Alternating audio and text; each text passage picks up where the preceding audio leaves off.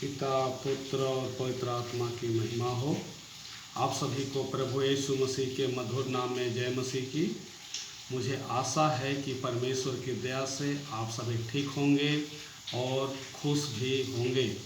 मैं हूं फादर विमलेश मिंज और मैं आप सभी का मेरे चैनल आवर डेस्टिनेशन पर स्वागत करता हूं। आज हम धर्मशास्त्र बाइबल से पवित्रता के बारे में सीखेंगे। आइए हम बाइबल का एक भाग पढ़ें जो पहला पतरस की पत्री अध्याय 1 आयत 15 से 16 आयत तक लिया गया है। पहला पतरस की पत्री अध्याय 1 आयत 15 और 16।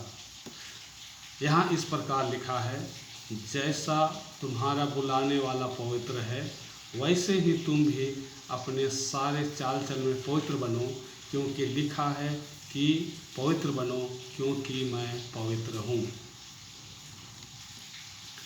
यह विश्वासियों के लिए पवित्र जीवन जीने के बारे में एक शिक्षा है। आज का विषय पवित्रता के बारे में है। आपने ठीक सुना, आज का विषय पवित्रता के बारे में है। पवित्रता या पवित्र शब्द का अर्थ क्या होता है? पवित्रता को अंग्रेजी में होलीनेस कहते हैं और होलीनेस का अर्थ होता है परम पूज्य। यह शब्द भाववाचक विशेषण है जो परमेश्वर का और परमेश्वर के लिए प्रयोग किया जाता है। परमेश्वर के अलावा और किसी को भी परम पूज्य शब्द की दर्जा हम नहीं दे सकते हैं। क्यों? क्योंकि परमेश्वर के अलावा इसके योग्य कोई है ही नहीं। पवित्रता अलग होने के भाव को, शुद्ध होने के भाव को, पूर्ण स्वच्छता होने के भाव को या संपूर्णता होने के भाव को कहते हैं। पवित्रता का बोध परमेश्वर से होता है, इसलिए पवित्रता परमेश्वर से संबंधित है। और जो चीज़ें परमेश्वर से संबंधित है, व्यक्ति हो या वस्तु, उसे पवित्र कह सकते हैं। पवित्र शास्त्र बाइबल पर आधारित पवित्रता क्या है? अर्थात बाइबल आधारित पवित्रता क्या है? परमेश्वर और परमेश्वर के द्वारा किसी वस्तु या व्यक्ति को किसी विशेष कार्य के लिए अलग करना पवित्रता है। जैसा कि हमने पढ़ा पहला पतरस अध्याय 1 आयत 15 और 16 में, पर जैसा तुम्हारा बुलाने वाला पवित्र है वैसे ही तुम भी अपने सारे चाल चलन में पवित्र बनो, क्योंकि लिखा है कि पवित्र बनो क्योंकि मैं पवित्र हूँ। हमारा बुलाने वाला परमेश्वर अपना स्वभाव और व्यक्तित्व में पवित्र है, तो हमको और आपको भी अपना व्यक्तित्व, स्वभाव और कार्य में पवित्र होना अनिवार्य है। इसी को अपने सारे चाल चलन में पवित्र बनो कहा गया है। आप और मैं कौन हैं और परमेश्वर द्वारा आपके और हमारे बुलाहट का मकसद क्या रखा है, तो हम जानेंगे हम और आप वास्तव में परमेश्वर की दृष्टिकोण से कौन हैं और परमेश्वर द्वारा हमारे और आपके बुलाहट का क्या उद्देश्य है, क्या मकसद है। पहला कुरिन्थियों 3:16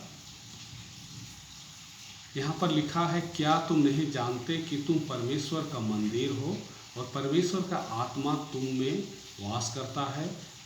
यदि कोई परमेश्वर के मंदिर को नाश करेगा तो परमेश्वर उसे नाश करेगा, क्योंकि परमेश्वर का मंदिर पवित्र है और वह तुम हो।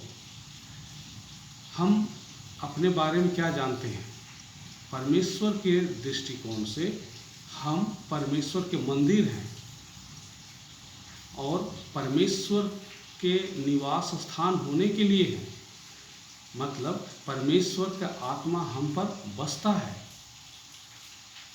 तो यदि कोई परमेश्वर के मंदिर को नाश करेगा तो परमेश्वर उसे नाश करेगा, क्योंकि परमेश्वर का मंदिर पवित्र है और वो कोई दूसरा नहीं, ये तुम हो कहा गया है, हम हैं। तो हमारा जीवन की रचना परमेश्वर के निवास स्थान होने के लिए है। परमेश्वर की आत्मा का वास स्थान हमारा जीवन है, हमारा व्यक्तित्व है, हमारा पर्सनालिटी है। तो इस बात को हम सभी को जानना अति महत्वपूर्ण है। हम लोग में से प्रत्येक लोग अपने बारे में नहीं जानते हैं लेकिन अच्छे रीति से नहीं जानते हैं। शास्त्र हमें बताते हैं कि हम परमेश्वर के मंदिर हैं, अर्थात परमेश्वर के घर है, परमेश्वर का निवास स्थान है जहाँ परमेश्वर वास करता है। हम परमेश्वर के हैं, परमेश्वर से संबंधित हैं। इसका मकसद क्या है? मकसद ये है कि अपने सारे चाल चलन में पवित्र बनने के लिए हम मंदिर हैं। अगर परमेश्वर पवित्र है तो उसका घर भी पवित्र होगा। तो परमेश्वर पवित्र है तो वो अपेक्षा करता है कि हम बुलाए गए हैं इसलिए कि हम पूरे चाल चलन में पवित्र बने। जैसा तुम्हारा बुलाने वाला पवित्र है वैसे ही तुम भी अपने सारे चाल चलन में पवित्र बनो, क्योंकि लिखा है पवित्र बनो क्योंकि मैं पवित्र हूँ। जैसा वो है वैसा हम भी बने। वो कैसा है? वो पवित्र है। हमें कैसा बनना चाहिए? पवित्र बनना चाहिए। पवित्रताई यदि हमें ना दिया जाए तो हम अपने आप में नहीं बन सकते। परमेश्वर हमें कैसे पवित्र बनाता है? इब्रानी की किताब अध्याय 10 उसका आयत 10 में ऐसा लिखा है, उसी इच्छा से हम यीशु मसीह के देह के एक ही बार बलिदान चढ़ाए जाने के द्वारा पवित्र किए गए हैं। यीशु मसीह का बलिदान हमारे और आपके पवित्रीकरण एवं शुद्धिकरण के लिए परमेश्वर का विशेष प्रबंध है। याद रखें, यीशु मसीह का बलिदान हमारे और आपके पवित्रीकरण और शुद्धिकरण के लिए परमेश्वर का विशेष प्रबंध है। हम पवित्रता को अपने व्यवहारिक जीवन में कैसे लागू करें या इसे कैसे लें? इब्रानी की पत्री 12 का 14 में लिखा है, सबसे मेल मिलाप रखने और उस पवित्रता के खोजी बनो जिसके बिना कोई प्रभु को कदापि न देखेगा। इफिसियों की पत्री 5 का 26 में लिखा है, हे पतियों अपने अपने पत्नी से प्रेम रखो जैसा यीशु मसीह ने भी कलीसिया से प्रेम करके अपने आप को उसके लिए दे दिया कि उसको वचन के द्वारा जल के स्नान से शुद्ध करके पवित्र बनाएं।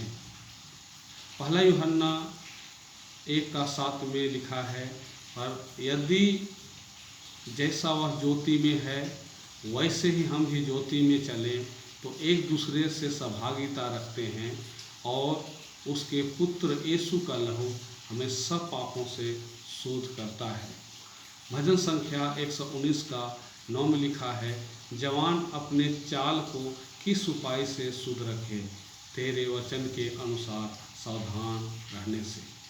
इन वाक्यों को पढ़ने के बाद हम इस निष्कर्ष पर पहुंचते हैं कि पवित्रता अपने जीवन में लाने के लिए कुछ गाइडलाइंस दिए गए हैं जो महत्वपूर्ण है।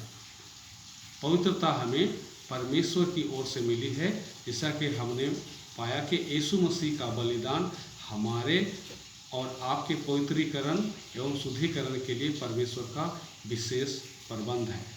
ऑलरेडी हम लोग शुद्ध लोग हैं, पवित्र लोग हैं। इसको अपने जीवन में कैसे व्यवहारिक रूप से लागू करेंगे, ये बहुत बड़ा सवाल है। और जो वचन पढ़े हैं उसके हिसाब से आपस में मेल मिलाप रखने के द्वारा से हम पवित्रता को प्राप्त कर सकते हैं। आपस में मेल मिलाप मतलब आपस में अपने परिवार में लोगों के साथ, अपने भाई बंधुओं के साथ, अपने रिश्तेदारों के साथ, अपने पड़ोसियों के साथ, जो भी लोग हैं उनके साथ ऐसा व्यवहार करें, उस व्यवहार मेल मिलाप से संबंधित हो, वो हमें पवित्र बनने में मदद करेगा। दूसरा है परमेश्वर और लोगों के साथ मेल मिलाप रखने के द्वारा। परमेश्वर के साथ भी मेल मिलाप रखना है और लोगों के साथ भी मेल मिलाप रखना है। मतलब ऐसी जीवन शैली जी जिससे लोगों की प्रसन्नता और परमेश्वर की प्रसन्नता छिपी हो। परिवार के लिए कहा गया है पति अपने पत्नी से प्रेम करने के द्वारा से पवित्रता को हासिल कर सकता है। तो पति और पत्नी एक बहुत ही महत्वपूर्ण बात है। आज परिवार टूट रहा है, क्यों? प्रेम की कमी कारण। जहाँ पवित्रता ही है अर्थात वहाँ प्रेम होगा। प्रेम सिद्धता का कटिबंध है। तो पति पत्नी में एक प्रेम, एक पारिवारिक मजबूती को बताता है। जहाँ प्रेम है वहाँ पर मजबूती है, अर्थात पवित्रता का वह जगह है। तो यहाँ पर शिक्षा दिया गया है पति अपने पत्नी से प्रेम रखने के द्वारा से पवित्रता को अपने जीवन में प्राप्त कर सकते हैं। और कहा है पत्नी अपने पति का सम्मान करने के द्वारा से। और लास्ट में हम पाते हैं कि यीशु मसीह जैसा आचरण करने के द्वारा से हम पवित्रता को हासिल कर सकते हैं। यीशु मसीह एक जीता जागता उदाहरण है, नमूना है, जो हम सभी को उसका अनुसरण करना चाहिए। उनके विचार, उनके व्यवहार, उनके मानसिकता बिल्कुल शुद्ध था, अंदर से और बाहर से वे शुद्ध थे। तो हम यीशु मसीह को अनुसरण करने के द्वारा से हम पवित्र जीवन जी सकते हैं। रोमियो किताब अध्याय 12 उसका आयत 1 में लिखा है परमेश्वर को अगर हमें प्रसन्न करना है तो यहाँ पर पौलुस विश्वासियों को एक शिक्षा दे रहा है। हे भाइयों, मैं तुमसे परमेश्वर की दया का स्मरण दिलाकर विनती करता हूँ कि अपने शरीरों को जीवित और पवित्र और परमेश्वर को भावता हुआ बलिदान करके चढ़ाओ, यही तुम्हारी आत्मिक सेवा है। तो यहाँ पर परमेश्वर को चढ़ाने के बारे में कहा गया है। हम अपने जीवन को परमेश्वर को देने के बारे में कहा गया है। कैसे जीवन को देना है? अपने शरीर को जीवित, पवित्र और परमेश्वर को पसंद आने वाले बलिदान के रूप में चढ़ा। परमेश्वर प्रसन्न होता है बलिदान से। कैसा बलिदान? जीवित बलिदान। हम अपने आप को परमेश्वर को दें। कैसे? अशुद्ध होकर नहीं, परमेश्वर के मान सम्मान लायक जीवन जी करके, लोगों को हित करके, लोगों के साथ सही संबंध स्थापित करके, भलाई के द्वारा से पवित्रता प्राप्त किया जा सकता है। तो हम अपने जीवन में ये बात को सीखते हैं कि हम अपने आप को, अपने शरीर को जीवित, पवित्र, परमेश्वर को पसंद आने वाली बलिदान करके चढ़ाएं। ये हमारी आत्मिक सेवा है और सेवा से संतुष्टि होती है। परमेश्वर से प्रसन्न होना है तो पवित्रता के बगैर उसे प्रसन्न नहीं कर सकते हैं। पवित्रता परमेश्वर का स्वभाव है। पवित्रता का जीवन जीना हम सभी के लिए ईश्वर की ओर से एक निमंत्रण है। आइए हम परमेश्वर को प्रसन्न करने और अपना नैतिक कर्तव्य निभाने के लिए पवित्र जीवन जीने का संकल्प लें। परमेश्वर आपको इस शिक्षा के माध्यम से आशीष दे और परमेश्वर आप सबको आशीर्वाद दे। धन्यवाद। परमेश्वर पिता की असीम दया का स्पर्श सदैव आप सबों के साथ हो। आमीन।